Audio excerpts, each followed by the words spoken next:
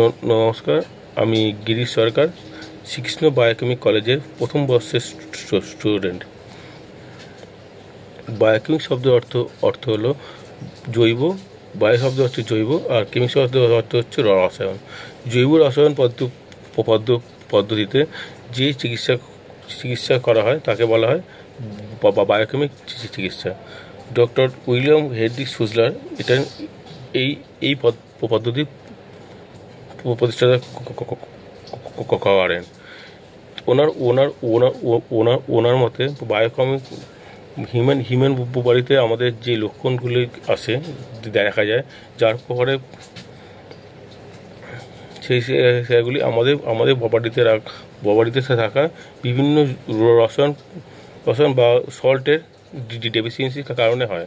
ফলে আমরা যদি সেই সময় সেই ব্যক্তিকে সেই ডেফিসিয়েন্ট সল্টটা যদি আমরা তাকে দিয়ে দিতে পারি বা তাকে যদি ডেফিসিয়েন্সিটা ফিল আপ করতে পারি, তাহলে সেই সময় সেই পরিস্থিতিতে সেই রোগী আরোগ্য লাভ করে।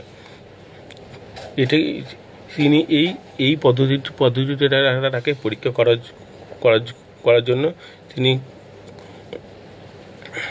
কফিন থেকে বডি বার করে ওনার বেসমেন্টে রেখে সেটাকে তিনি এটা কপার প্লেটের ওপরে কপার নেটের ওপরে উনি এটাকে বার্ন করেন এবং বডি থেকে প্রত্যেকটা সল্টকে আলাদা করে উনি যেটা পান যে আমাদের হিউম্যান বডিতে টোটাল 120-এরও বেশি সল্ট আছে।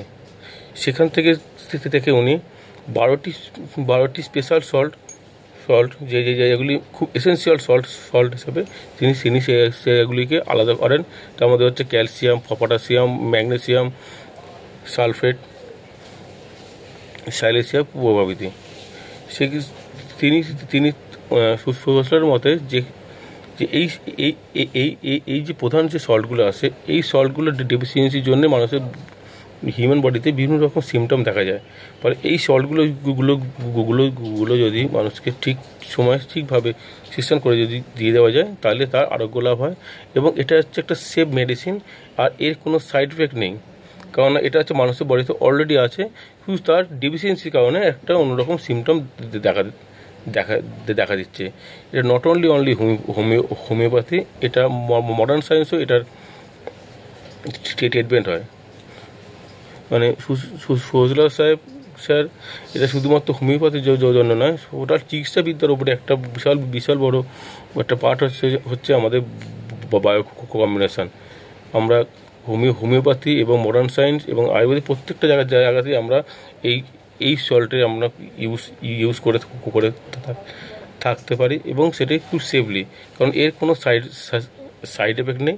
কারণ আমাদের বডির মধ্যে যে সল্টটা আছে সেটার ডেফিসিয়েন্সিটাই আমরা বাইরে থেকে পূরণ করছি।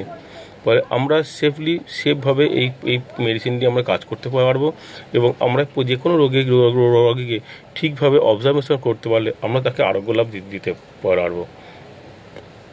নমস্কার।